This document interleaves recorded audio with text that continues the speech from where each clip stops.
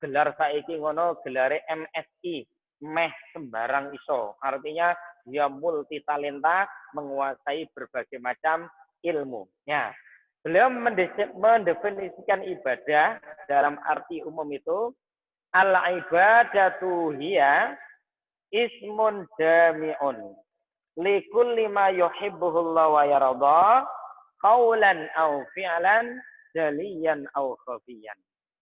Ibadah itu adalah ismun, suatu nama, jami'un, yang mencakup atau menghimpun likulli ma yuhibbuhullah, semua yang dicintai oleh Allah, wa yardahu, dan diridhai oleh Allah, qaulan au fi'lan, baik itu berupa ucapan, au fi'lan, atau perbuatan, yang dilakukan secara terang-terangan, zahiran wa batinah, maupun yang dilakukan secara batin. Nah, dari sini sesungguhnya ibadah dalam makna umum ini sangat luas, anak-anak sekalian. Ucapan kita semuanya itu bisa bernilai ibadah. Perbuatan kita semuanya bisa bernilai ibadah.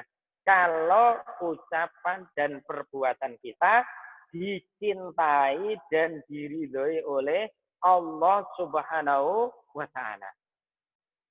Kalian di rumah menghormati orang tua, memuliakan orang tua, membantu orang tua, mijeti wong tua, itu berarti masuk dalam kategori ibadah. Kenapa? Karena birrul walidain itu dicintai dan diridhoi oleh Allah Subhanahu wa Ta'ala.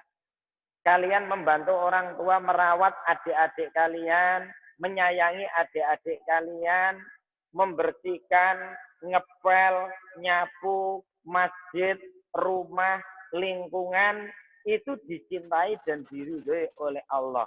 Sehingga masuk dalam kategori ibadah. Bahkan ketika kalian itu makan, ketika kalian itu minum, sedangkan tata cara makan dan minum kalian, ya sekarang nggak boleh misalnya puasa ya, paling tidak saat sahur atau buka, itu cara-caranya sesuai dengan tuntunan syariat. Bismillah, tangan kanan, duduk, minum kalian begitu, makan kalian begitu, saat sahur begitu, saat buka begitu, maka makan dan minum kalian itu masuk kategori ibadah. Bahkan tidur pun kalau sesuai dengan tuntunan syariat, Bismillahirrahmanirrahim atau Bismika Allahumma ahya wa Bismika amut, ya. Apalagi sebelumnya kalian membaca Al-Fatihah, ayat kursi, 2 ayat terakhir dari surat Al-Baqarah maupun Al-Ikhlas, Al-Fa'annas, Subhanallah 3 kali, Alhamdulillah 3 kali, Allah Akbar 3 kali. Apa mana ditambahi baca surat Al-Mulk sebelum tidur sehingga nanti bangunnya itu tidak berat, maka itu masuk kategori ibadah. Pada intinya ucapan dan perbuatan kita selama dicintai Allah dan diridhai Allah itu masuk dalam kategori ibadah. Ini ibadah dalam arti umum, ya, bimaknal am, bimakna umum. Adapun ibadah dalam arti khusus adalah suatu jenis ibadah yang tata caranya itu sudah dicontohkan oleh Rasulullah. Ya, dan kita tidak boleh keluar dari contoh tersebut. Itu ibadah dalam arti khusus. Kita wudhu, kita mesti harus memahami sifat wudhunya Nabi. Ya, masih ingat ya anak-anak, sudah diulangi ini ya, sudah diajari ini. Syarat sahnya wudhu itu ada 3. 1, niat. Niat itu di dalam hati, ya, tidak perlu ditalafutkan. Niat ditalafutkan nanti jadi pengumuman, ya dah. Nah, niat di dalam hati, an-niyatu fil qalbi. Yang kedua baca basmalah atau bismillah. Yang ketiga muwalah. Muwalah itu berurutan. Insya Allah masih ingat anak-anak. Ini ibadah dalam arti khusus. wudu nyontoh sifat wudunya Nabi. Tayamum nyontoh sifat tayamumnya Nabi. Mandi besar nyontoh sifat mandi besarnya Nabi. Ini ibadah dalam arti khusus. Sholat, umroh, jihad, ini ibadah dalam arti khusus. Sudah ada syarat-syaratnya, rukunnya, adab-adabnya. Kewajiban kita hanya mempelajari, memahami, mengamalkan, dan berusaha mencontoh sebagaimana yang dicontohkan oleh Nabi. Ini ibadah dalam arti khusus itu seperti itu. Sehingga tidak bisa keluar dari jalur ini. Nah, nanti puncaknya anak-anak sekalian, yakni mentauhidkan Allah Subhanahu wa taala. Karena menurut para ahli tafsir, illa liya'budun mengandung makna illa liwahidun. Tidaklah aku menciptakan jin dan manusia kecuali hanya untuk mentauhidkan aku. Sedangkan dalam ranah tauhid ini, sebagaimana yang kalian pelajari dalam kitab Fathul Majid, yang setiap pekan sekali itu, tauhid ini terbagi menjadi 3. 1, tauhid rububiyah. 2, tauhid uluhiyah. 3, tauhid asma wa sifat.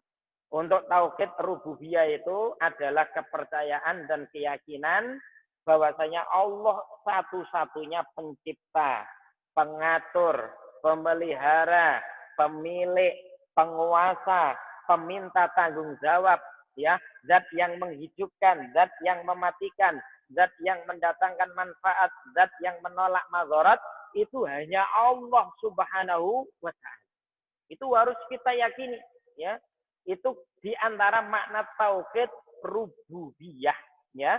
Bahwasanya kita percaya dan yakin Allah itu satu-satunya zat yang menciptakan, yang memiliki, yang menguasai, yang mengatur, yang meminta tanggung jawab, yang menghidupkan, yang mematikan seluruh alam manusia dan kehidupan. Yang kedua, di antara makna global tauhid uluhiyah adalah la ma'buda bihaqqin illallah, ya. Tidak ada yang disembah, tidak ada yang diibadahi kecuali hanya Allah Subhanahu wa taala, ya.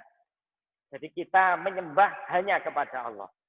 Sebagaimana janji kita di setiap kita sholat wajib maupun sholat sunnah, iyyaka na'budu wa iyyaka nasta'in. Hanya kepadamu ya Allah kami menyembah, dan hanya kepadamu ya Allah kami mohon pertolongan. Nah, dalam tauhid uluhiyah ini juga menuntut kita untuk berhukum kepada hukum Allah. Orang Islam yang benar akidahnya itu, kitab suci Al-Quran ini adalah di atas semua konstitusi yang ada, dimanapun dan kapanpun. Al-Quran dan As-Sunnah. Ini adalah hukum pokok dan hukum utama di dalam konsep kehidupan Muslim. Dan itu juga tuntutan tauhid uluhiyah. Sebagaimana dalam satu ayat disebut, wa man lam yahkum bima anzalallah faulaika humul kafirun, wa man lam yahkum bima anzalallah faulaika humul fasiqun, wa man lam yahkum bima anzalallah faulaika humud dzalimun. Jelas sekali. Jadi itu juga menjadi tuntutan dan makna tauhid uluhiyah. Dan ini juga harus dipedomi anak-anak. Sehingga pendapat siapapun, nggak peduli dia kiai besar, ustadz hebat, ulama dahsyat, kalau pendapatnya itu bertentangan dengan Quran hadis, maka pendapatnya itu harus ditolak. Yang kita unggulkan adalah Quran hadis. Ini juga tuntutan dari tauhid uluhiyah. Sedangkan yang ketiga adalah tauhid asma wa sifat, yang mengandung makna bahwasanya kita itu menamai Allah dan mensifatinya sebagaimana Allah menamai di dalam kitabnya maupun hadis-hadis Nabi, tanpa melakukan ta'til, tanpa melakukan tahrif, tanpa melakukan takyif, tanpa melakukan tamsil. Insya Allah anak-anak masih ingat, sudah sering saya sampaikan ini. Di dalam tauhid asma wa sifat itu, kita menamai dan mensifati Allah sebagaimana Allah menamai dirinya di dalam Al-Quran maupun As-Sunnah, tanpa melakukan tamsil, tahrif, takyif maupun tahrif. Dan ini anak-anak, masalah tauhid ini menjadi tema sentral dakwah kalian dalam praktek dakwah lapangan ini. Yang pertama dan pokok, kalian bagaimana menyeru berdakwah kepada siapapun yang bisa kalian akses, baik melalui mimbar, diskusi-diskusi, halakoh, tulisan, maupun dalam sekarang dunia media sosial ini, untuk dakwah tauhid adalah dakwah yang pertama dan utama. Dan itu juga merupakan intisari dari ibadah. Demikian sebagai pengantar tentang konsep dan makna ibadah yang kami sampaikan. Mudah-mudahan bermanfaat. Waktu selanjutnya kami berikan kepada moderator Ustadz Ferry Armando untuk memandu acara lebih lanjut. Karena ini narasumbernya ada dua, saya dengan Ustadz Zaki Hafizahullah Ta'ala. Wassalamualaikum warahmatullahi wabarakatuh. Terima kasih. Sampaikan dari Profesor Pendidikan Islam untuk pemateri kedua, yakni Ustaz Ahmad Zaki, sarjana pendidikan Islam, tentang fikih dan ibadah. kepadanya atau Ustaz Ahmad Zaki, silakan. Terima kasih. Assalamualaikum warahmatullahi wabarakatuh. Alhamdulillahi rabbil alamin. Wa bihi nasta'inuhu ala murid dunya waddin. Wassalatu wassalamu ala ashrafil anbiya'i wal mursalin. Muhammadin wa ala alihi wa ashabihi ajma'in. Amma ba'du. Segala puji hanya milik Allah Subhanahu wa taala. Mudah-mudahan kita mampu bersyukur atas segala nikmat-nikmatnya yang telah diberikan kepada kita. Mudah-mudahan nikmat di bulan Ramadan kita kali ini memberikan sebuah manfaat yang luar biasa bagi sisa-sisa umur kita di dunia ini sebagai bekal kita nanti menghadap Allah Subhanahu wa taala. Mudah-mudahan kita mampu mengambil atau memanfaatkan nikmat Allah Subhanahu wa taala dengan sebaik-baiknya. Salah satunya praktek dakwah lapangan ini. Baik, kedua kalinya salat dan salam mudah-mudahan tetap tercurahkan kepada Nabi kita Muhammad sallallahu alaihi wasallam yang telah mendakwakan al-Islam. Sekali lagi, mendakwakan Islam, bukan selain Islam, ya. Karena sudah dipilihkan oleh Allah Subhanahu wa taala agama apa yang wajib dipeluk oleh seluruh manusia. Ternyata dipilihkanlah al-Islam. Maka bersyukurlah kita sebagai orang-orang yang mengikuti dakwah Rasulullah SAW. Ya. Oleh karenanya wajib bagi kita untuk senantiasa menjadikan Nabi kita Muhammad SAW sebagai hakim. Ya, sebagai hakim. Sebagai pemutus masalah. Ya. Karena kalau kita, meskipun kita sholat, puasa, zakat, haji, bolak-balik, tapi kalau tidak menjadikan Nabi Muhammad SAW sebagai hakim yang paling atau yang harus sebagai rujukan, maka belum dikatakan beriman. Ya, hati-hati. Ustadz ngomong seperti ini itu pasti ada dasarnya. Maka dasarnya bisa Anda lihat di dalam surat An-Nisa, ya, ayat 65. Ya, nanti bisa dibaca. Yang bunyinya, A'udzubillahi minasyaitonirrajim. Fala wa rabbika la yu'minuna hatta yuhakkimuka fima sajara bainahum. Tsumma la yajidu fi anfusihim harajan mimma qadaita wa yusallimu taslima. Artinya apa ayat ini? Ayat ini memiliki arti yang luar biasa sebagai peringatan keras ya, kepada orang-orang yang belum menjadikan Nabi Muhammad SAW sebagai hakim di dalam setiap urusan. Ya. Fala, maka tidak, wa rabbika, demi Rabbmu Muhammad, la yu'minuna, tidak beriman mereka. Ya. Coba perhatikan di sini adalah dua. Fala la yu'minu. Jadi tidak main-main, ditambah lagi sumpah. Jadi Allah sudah bersumpah, demi Tuhanmu Muhammad, tidak beriman mereka itu. Sampai mereka itu menjadikan engkau Muhammad sebagai hakim.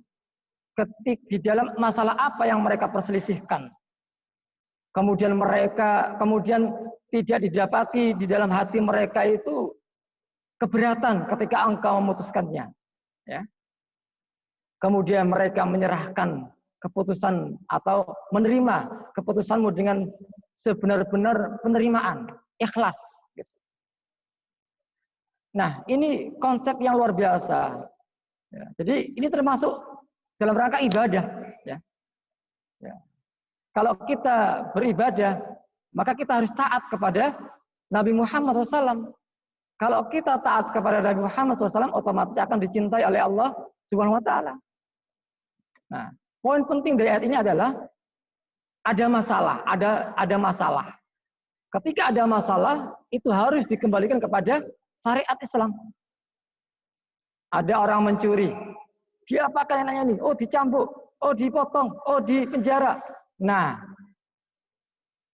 ketika terjadi seperti ini, maka harus dikembalikan kepada syariat Islam, dikembalikan kepada Nabi Muhammad SAW. Bagaimana menerapkan, menegakkan hukum pencurian. Nah, seperti itu. Maka harusnya larinya ke Nabi Muhammad, bukan kepada lari-lari yang lainnya, bukan kepada hukum-hukum penjajah, hukum Belanda. Apapun masalahnya, ada perzinaan, ada minuman keras, itu juga masalah. Harus apa? Harus diputusi, ya. Harus dihukum. Nah, hukumnya kemana? Ya kepada Nabi Muhammad SAW. Bagaimana Nabi Muhammad SAW menghukum? Ya. Nah, artinya apa? Jamaah sekalian, ya, jamaah sekalian ini ya, anak-anakku ini jamaah ya. Mudah-mudahan kita ini sadar, ya, dan tidak sampai akidah kita ini keropos. Jadi jangan merasa kita sudah sholat, puasa, zakat, haji, ya. Kemudian kita sudah pasti masuk surga, jangan, belum tentu. Karena ada yang namanya an-nafy wal isbat. Ya. Ketika kita itu mengatakan iman kepada Allah, beribadah kepada Allah, maka kita harus meniadakan selain Allah. Nah, gitu. Ya. Itulah tauhid yang benar. Nah, makanya kalau kita ini mengaku umatnya Muhammad, harusnya setiap masalah harus kembali kepada Muhammad. Nah, gitu. Maka diancam, fala wa rabbika la yu'minuna hatta yuhakkimu tadi. Maka sekali lagi, meskipun kita itu sholat, puasa, zakat, tapi kalau memutuskan masalah menghukumi pencurian dengan penjara, berarti dia tidak menjadikan Nabi Muhammad sebagai hakim. Ketika ada orang yang berzina, muhsan, yang sudah pernah menikah, kemudian di penjara aja, berarti dia tidak menjadikan Muhammad sebagai hakim. Kalau Nabi Muhammad tidak dijadikan sebagai hakim, la yu'minuna, mereka tidak beriman. Ya, hati-hati. Nah, maka di Ramadan yang penuh berkah ini, mari kita betul-betul bertauhid secara totalitas. Ya. Tidak hanya menjadikan Allah sebagai Rabb semesta, ya, pengatur, ya, tetapi juga harus mengikuti hukum-hukumnya yang bagaimana tadi disampaikan oleh satu itu tadi. Masih tauhid. Kalau berhukum kepada hukum selain Allah, karena itu ada tauhid uluhiyah. Kalau orang itu tidak melakukan seperti itu, berarti kan batal tauhid. Berarti dia melakukan kesyirikan. Ya. Wala yusriku fi hukmihi ahada. Ya. Jadi Allah itu jangan sampai disekutukan ketika dalam menentukan hukum. Karena hukum itu mutlak miliknya Allah SWT. Ya. Makanya diturunkannya Nabi sebagai mendakwakan misinya Allah SWT.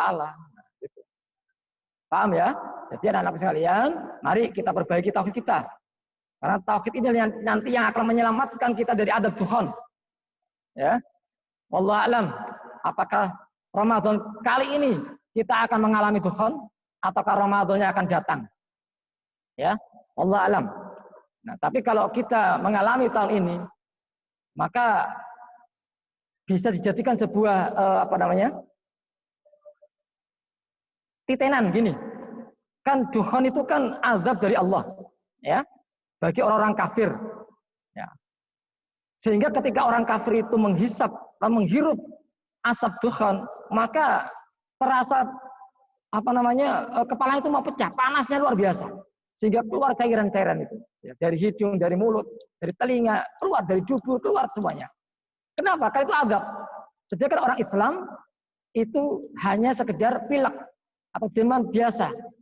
Ya. Demamnya tidak parah gitu ya, pilek lah gitu.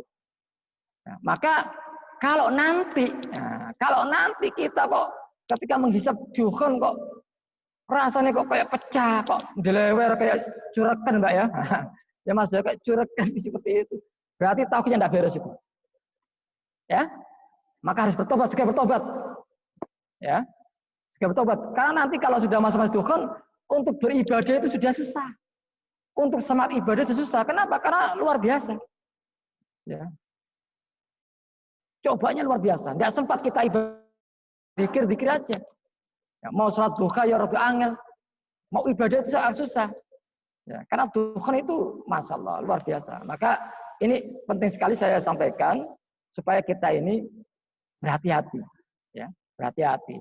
Jangan sudah merasa aku sudah syahadat, wis pasti masuk surga. Jangan. Ya, jangan. Karena ada sebuah cerita yang luar biasa berkaitan dengan ayat ini.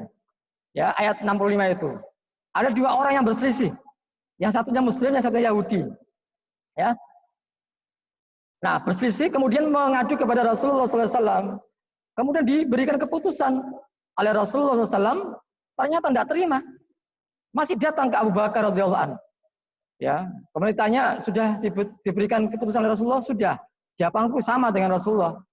Masih tidak terima. Datang ke sahabat Umar radhiyallahu anhu. Akhirnya apa?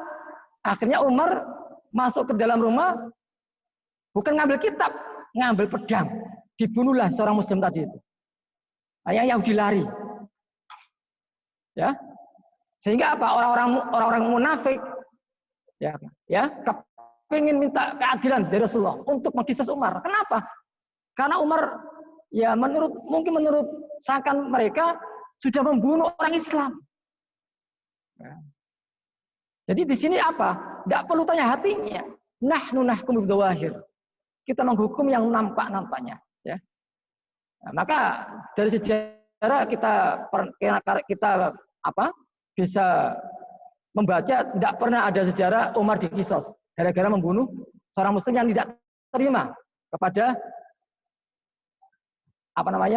putusan Rasulullah. Nah, itu lagi. Fala warabbika la yu'minuna. Tidak beriman berarti apa? Kafir, ya, murtad, ya. Maka hati-hati.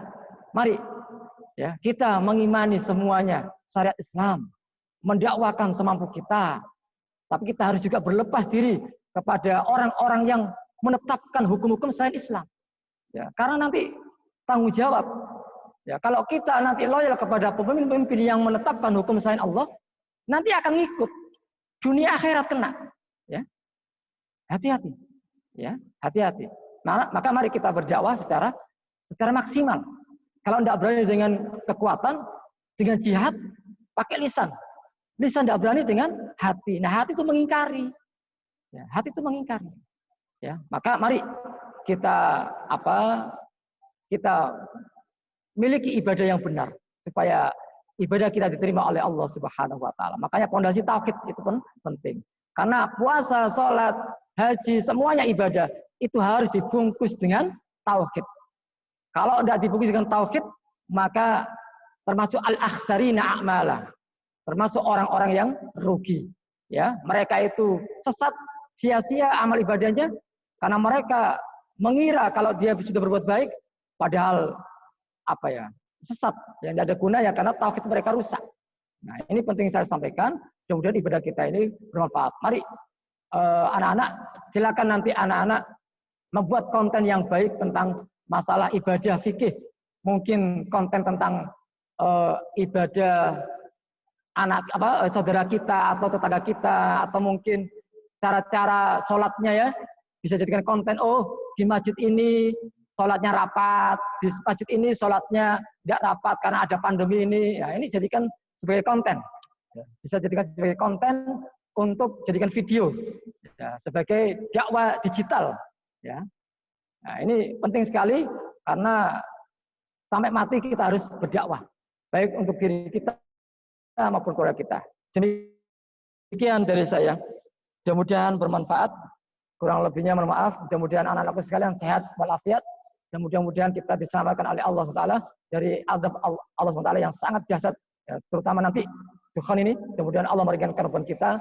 Kemudian Allah menempatkan kita ke dalam tempat yang indah, yaitu surganya Allah Subhanahu wa taala. Demikian, assalamualaikum warahmatullahi wabarakatuh.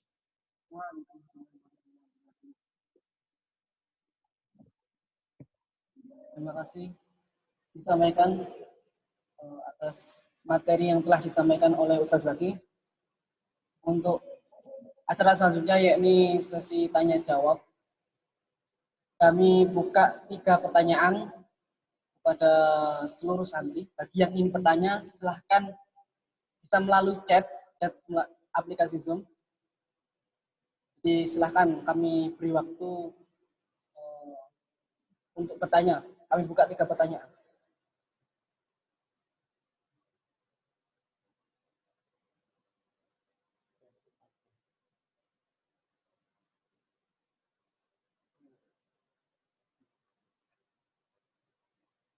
Silakan bertanya.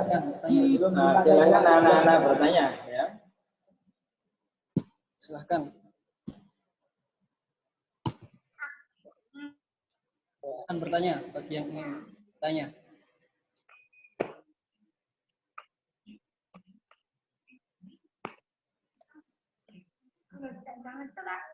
Mas Haidar mungkin lisan kok berduaan tuh. Zaman kan.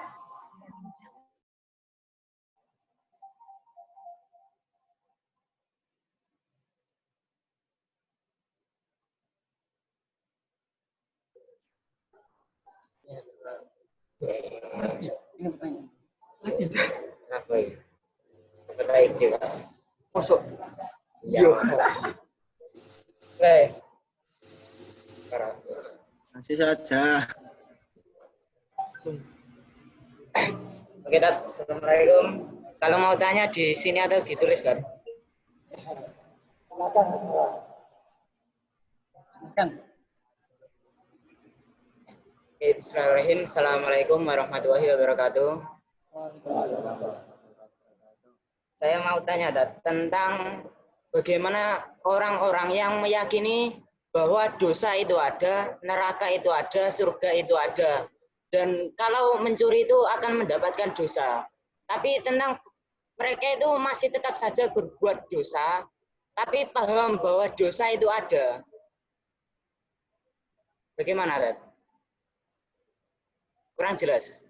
Jelas. Coba diulangi lagi. Kurang jelas. Kurang jelas pertanyaannya. Ya. Atau ditulis saja. Enggak, ayo. Ulangi lagi.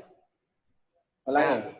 Ada orang yang tahu, paham tentang apa itu dosa, apa itu Islam, apa itu iman. Tapi mereka itu tetap melakukan dosa-dosa tersebut. Bagaimana agar kita bisa memahamkan mereka bahwa yang dia lakukan itu dosa, tapi mereka itu sudah paham bahwa itu dosa. Oh gitu, oke. Ya, paham. Ya sudah. Siapa ini? Tanya kepada siapa? Tanyanya kepada siapa? Ya mungkin dua-duanya mungkin bisa memberikan pendapatnya Oh, masing-masing. dua-duanya. Ya, monggo Ustaz Zaki. Begini, jadi sebelumnya itu harus belajar pemahaman tentang iman dulu, ya. Kalau imannya benar, insya Allah pemahamannya benar. Ini iman itu ada 3 rukunnya. Atas bil qalbi, wal qaulu bil lisani, wal amalu bil jawari.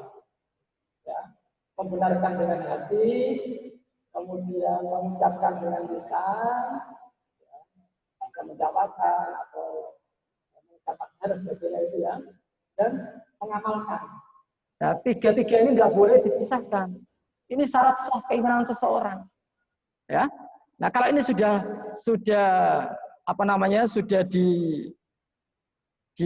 dilakukan, ya sudah dipahami. Nah, misalkan dia itu paham, dia nyuri itu dosa, ya. Dia nyuri dosa. Maka kalau dia mencuri dia berdosa, tapi tidak sampai kepada derajat murtad, ya. Karena dosa-dosa besar ini tidak sampai menyebabkan orang murtad. Nah, beda dengan khawarij.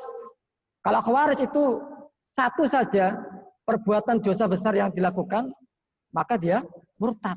Nah, itu khawarij. Nah, kita tidak seperti itu. Kita pemahamnya Ahlussunnah wal Jamaah. Nah, jadi kalau misalkan ya dia itu kok ibaratnya itu yang penting syahadat. Aku pokoknya penting syahadat. Yang penting mengucapkan la ilallah. Ya, meskipun berbuat dosa tidak masalah. Ya, meyakini seperti itulah. Yang penting saya sudah itu. Nah, ini tidak boleh. Batal keimanannya. Ya, batal. Ya. Makanya hati-hati. Makanya ini penting. Hati harus membenarkan, lisannya juga harus benar, amalnya juga harus benar. 3 ini harus action. Tidak boleh dipetel-petel. Oh, cukup hatinya saja, ya, kemudian melakukan apa-apa tidak masalah, penting Islam, penting hatinya itu mantap, sudah mengucapkan la ilaha illallah pasti masuk surga. Tidak gitu. Belum bisa. Tidak bisa. Harus 3 ini harus dulu. Ya. Harus 3 ini dulu yang harus dikuasai, harus dimiliki. Ya. Karena tadi saya katakan nahnu nahkum bidzawahir. Nah, gitu ya. Nah, kalau amalnya itu tidak pengaruh kepada seseorang, bahaya. Ya, apa gunanya? Dia syahadat kepada Allah. Ya, asyhadu alla ilaha illallah. Tapi dia melakukan kesyirikan, misalkan nyembah kuburan, minta kepada kuburan. Nah, itu kan melakukan pembatal keislaman, ya. Dia syahadat, dia puasa, dia mengucapkan la ilaha illallah. Tapi ketika ada masalah dia tidak berhukum kepada hukum Islam. Ya, mencuri, ya, tapi tidak berhukum kepada hukum Muhammad SAW. La yu'minuna, mereka tidak beriman. Maka hati-hati, ya. Tapi kalau dalam hati ada keyakinan, ya, keyakinan 3 ini iman itu, ya, keyakinan, kemudian kok dia melakukan sebuah dosa, nah, berarti dia maksiat, ya, dia dosa. Tapi dia kalau dosanya itu dosa besar, ya, yang tidak sampai mengeluarkan dari keislaman, ya tetap dosa, ya, dosa gitu. Nah, jadi hati-hati orang-orang seperti itu kadang melemahkan keimanan kita nanti. Kita meremehkan gitu ya. Jangan sampai kita meremehkan. Maka kita kuatkan imannya. Ya, imannya. Memang al-iman yazidu wa yanqus, ya. Kadang kurang, kadang tambah, itu biasa. Karena manusia itu bukan tidak sempurna. Nabi aja pernah berbuat salah kok, ya. Apalagi kita. Yang penting adalah setiap perbuatan ada konsekuensinya. Kalau dia melakukan pembatal keislaman, ya sudah dia murtad. Tapi kalau dia tidak melakukan pembatal keislaman, ya tetap muslim. Tetapi mungkin dia bisa masuk neraka dulu, menikmati dulu neraka, baru nanti kalau sudah masanya selesai, baru diangkat, dimasukkan ke telaganya Nabi Muhammad SAW. Gitu. Enak kan gitu. Ya. Jadi kita pahamnya adalah di antara Khawarij dan Murji'ah, tengah-tengah. Ya. Nah, biar enak lah seperti itu. Mungkin saya kita menambahi. Baik. Pertanyaan yang sangat bagus dari Ananda Haidar ya ini tadi ya. Baik. Nah, jadi begini, Nek, kita menghadapi orang yang sudah tahu, oh ini baik, ini salah, tahu ini maksiat, ini dosa, kok dia tetap melakukan. Ini untuk teknis dakwanya begini, Mas.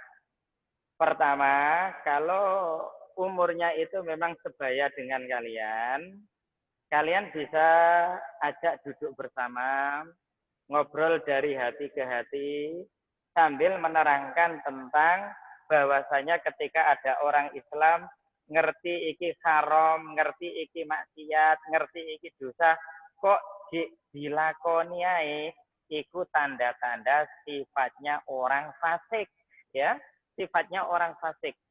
Dan ketika dosa itu menjadi hobi dijalani, setiap dosa yang dilakukan oleh manusia itu hakikatnya meneteskan nuqtatus sauda, ya, titik hitam pada gelanggam hatinya. Dan ketika itu tidak ditobati, itu semakin titik hitam itu semakin bertambah. Semakin besar, semakin menutupi hatinya, sehingga akhirnya dia sulit untuk menerima kebenaran. Dan ini akhirnya nasihat-nasihat akhirnya tidak akan mampu untuk bisa dicernanya dan dijadikan satu petunjuk. Itu nek sebaya dengan kalian. Dan ketika dosa itu dilakukan oleh mungkin orang-orang yang umurnya itu lebih tua daripada kalian, maka di saat kalian menyampaikan di mimbar, pilihlah bahasa yang santun, bahasa yang sopan, yang tetap tidak menghilangkan ketegasan. Mungkin di antara contohnya kalian sampaikan pada jamaah itu tentang kisah-kisah khusus orang-orang yang meremehkan dosa. Mungkin kalian juga perlu memberikan satu perbandingan bagaimana orang munafik di dalam memandang dosa dan bagaimana orang mukmin di dalam memandang dosa. Kalau orang munafik itu memandang dan menilai sebuah dosa itu tak ubahnya seperti ada lalat yang hinggap yang bisa dihalau secara mudah dengan tangannya atau dengan alat-alat yang dia jangkau ketika itu. Itu orang munafik dalam memandang dosa. Artinya sangat remeh, sangat ringan, sangat enteng. Nah, ini juga bahaya nanti, Mas. Kalau orang itu terus melakukan hal-hal yang demikian, bisa juga terjerembab kepada kenifakan atau kemunafikan. Nah, berbeda dengan orang beriman ketika memandang sebuah dosa. Orang beriman memandang sebuah dosa, itu seakan-akan di atasnya itu akan ada gunung atau batu yang jatuh yang akan menimpai dirinya. Sehingga dia sangat takut untuk meremehkan sebuah dosa. Nah, itu juga perlu jadi bahan kalian untuk menerangkan hal-hal yang demikian. Selanjutnya, hukum kaitannya dosa, itu memang begini yang disampaikan oleh Ustaz Zaki tadi, kalau saya simpulkan, sikap Ahlus Sunnah wal Jamaah itu berada di tengah-tengah, Mas, ya. Antara sikap Murji'ah dan sikap Khawarij. Kalau Khawarij itu memandang dosa besar, itu menyebabkan satu kekafiran yang pasti ada jaminan masuk neraka. Misalnya ada orang Islam melakukan dosa zina, dosa korupsi, durhaka kepada orang tua, riba. Bagi orang Khawarij, oh itu termasuk murtad dan pasti masuk neraka. Ini Khawarij, ya. Nek Murji'ah itu kebalikan daripada Khawarij, sangat meremehkan. Bahwasanya perbuatan dosa dan maksiat tidak mempengaruhi iman. Itu orang Khawarij. Lah nek kita ini Ahlus Sunnah wal Jamaah itu begini, Mas.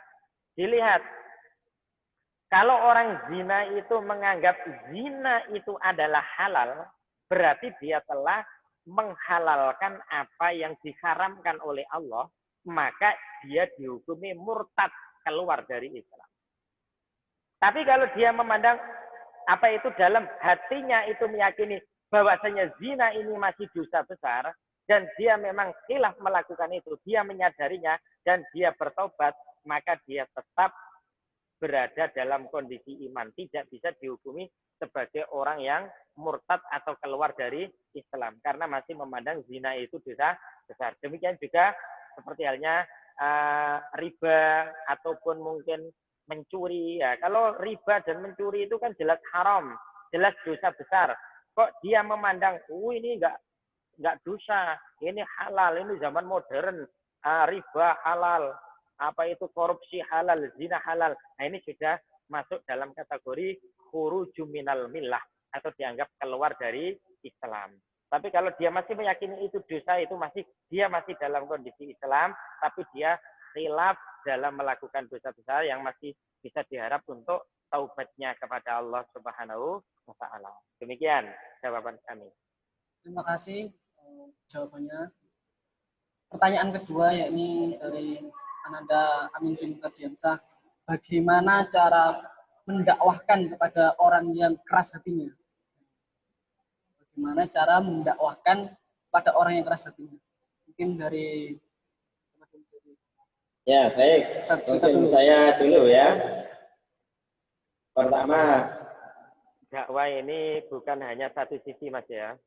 Dalam arti tidak hanya memperhatikan objek dakwah, tetapi juga yang berdakwah juga harus sering muhasabah juga. Saat kita berhadapan dengan orang yang hatinya keras, pertama kita juga harus mengkoreksi diri kita. Apakah selama ini hati saya itu lunak, hati saya ini termasuk dalam kelompok qalbus salim atau tidak. Nah, tentunya pertama yang harus kita muhasabahi pada diri kita, pendakwa terlebih dahulu. Bahwasanya kita harus memperbaiki hati kita dulu. Selanjutnya nanti juga pada saat yang sama kita juga bisa mendakwai orang yang hatinya keras itu. Hatinya keras itu kalau teknis dakwanya, Mas, dalam teori dakwah itu perlu kita sampaikan kisah-kisah yang mengandung hikmah. Khususnya yang bertalian tentang masalah penyakit-penyakit hati. Maka kita kenalkan kepada mereka tentang pembagian hati. Menurut para ulama pembagian hati itu ada 3, Mas. Bisa dicatat. Ini jane koyok ngaji ngene iki sampean yo nggawa catatan udah ngringakno tok ya. Nah, tapi kalau bisa direkam ya enggak apa-apa ya kan? Hati manusia secara umum ada 3. 1, qalbus salim, hati yang selamat, hati yang sehat, hati yang berisi iman, hati yang berisi takwa, hati yang berisi taqarrub ilallah, ini termasuk qalbus salim. Yang kedua, ada yang disebut dengan qalbus saqim, hati yang sakit ya. Modelnya kalau gampangannya itu nek ono muslim STMJ, ini hati yang sakit, Mas. STMJ ini sholat terus, yo maksiat yo jalan terus. Yo maca Quran terus tapi gondaan terus ya. Itu. Ini termasuk hati yang sakit, Mas. Hati yang sakit ya. Nek kita baca Quran setengah jam, iku maca wis suwepet, lelah, tapi nek maca WA 2 jam kok cek mendulu matane. Nah, itu hati yang sakit, Mas. Itu tanda-tanda hati yang sakit. Ini perlu banyak-banyak istighfar kepada Allah. Apalagi ini bulan Ramadan loh ya. Harus lebih banyak baca Quran daripada baca WA ya toh. Apa itu baca YouTube itu ya. Jangan sampai ya. Ini Ramadan ini sangat istimewa. Saya perlu ingatkan, baca Quran 1 huruf aja 10 kebaikan ya. Man qara'a harfan min kitabillah falahu bihi hasanatun wal hasanatu bi asyri amsalihha wala aqulu alif lam mim harfun walakin alifun harfun wa lamun harfun wa mimun harfun. Akhrajahu Tirmidzi. Barang siapa yang membaca 1 huruf dari kitab Allah, dia mendapatkan 1 kebaikan. Wal hasanatu bi asyri amsalihha, dan 1 kebaikan itu dilipat gandakan oleh Allah menjadi 10 kebaikan. Kata Nabi, wala aqulu alif lam mim harfun. Aku tidak mengatakan alif lam mim 1 huruf, walakin alifun harfun, wa lamun harfun, wa mimun harfun. Tapi alif 1 huruf, lam 1 huruf, mim 1 huruf. Baca alif lam mim saja sudah 30 kebaikan. Itu baik yang paham maknanya maupun yang tidak paham maknanya. Yang paham maknanya dapat bonus lebih. Ma'as safarotil kiramin baroroh. Bersama malaikat-malaikat yang mulia. Satu huruf 10 kebaikan itu di luar Ramadan. Tapi kalau di dalam Ramadan lebih lagi, Mas. Tidak terhingga, ya. Asyamul fa innahu li wa ana ajzi bihi. Allah sendiri nanti yang langsung membalasnya, dirahasiakan pahalanya oleh Allah Subhanahu wa taala. Sehingga pahalanya tidak terhingga. Ini momentum yang baik untuk membaca Al-Qur'an untuk supaya hati kita tidak keras, hati kita tidak sakit, hati kita tidak lunak. Karena Quran itu syifaun, obat, ya, baik untuk penyakit hati maupun penyakit fisik bahkan. Ini Al-Quran, ya. Kemudian yang ketiga ada yang disebut dengan qalbul mayyit, hati mati, ya, hatinya orang yang mati. Ini hatinya orang-orang kafir, ya. Ini adalah qalbul mayyit yang mereka tidak memperoleh hidayah Allah Subhanahu wa taala. Demikian jawaban kami. Wassalamualaikum warahmatullahi wabarakatuh. Ya, cukup satu aja. Kalau memang kita sudah mendawai orang tersebut dengan berbagai macam cara, ya, yang tadi sudah disampaikan satu itu, ya kita doakan aja. Ya. Kita doakan. Ya. Mudah-mudahan Allah mengijabahi doa kita gitu. Ya, kita doakan. Ya. Tapi yang perlu disadari adalah meskipun kita sudah mendakwakan sampai sampai kita lelah gitu ya, sampai capek gitu, perlu diketahui bahwa sesungguhnya engkau tidak bisa menunjukkan orang yang kamu cintai. Ya. Ya. Tapi Allah lah yang mencintai, Allah lah yang menunjukkan itu. Innaka lan tahdi man ahbabta, walakin Allah yahdi man yasha. Jadi hanya Allah yang bisa memberikan petunjuk itu. Maka doakan, ya, doakan. Siapa tahu dengan doa antum di bulan Ramadan ini dijawab oleh Allah sehingga orang yang kamu doa itu seperti Umar. Umar itu sangat keras, ya, hatinya keras. Tetapi ketika doa Nabi Muhammad diijabahi, Umar itu sebagai orang yang keras, ya, terhadap orang kafir, ya, keras terhadap kemungkaran. Dan sangat kuat memegang syariat ajaran Nabi Muhammad SAW. Itu yang perlu saya sampaikan. Terima kasih. Terima kasih disampaikan. Untuk penanya yang terakhir, pertanyaan dari Ananda Siti Madiatur Rahmah, yakni pertanyaannya, Ustadz, boleh apa tidak sholat jamaah itu dikasih jarak? Pertanyaannya. Bangga saya lagi. Silakan. Saya kalau menjawab ini itu susah. Susahnya karena diikat oleh keputusan jama'i. Jadi sudah kalau PP atau PDM ini menganjurkan jaga jarak. Ya. Tapi kalau pribadi saya sendiri, saya tidak setuju. Ya, saya kurang setuju. Ya. Kenapa? Karena salah satu kesempurnaan sholat berjamaah itu kan harus rapat kan gitu ya, rapat softnya.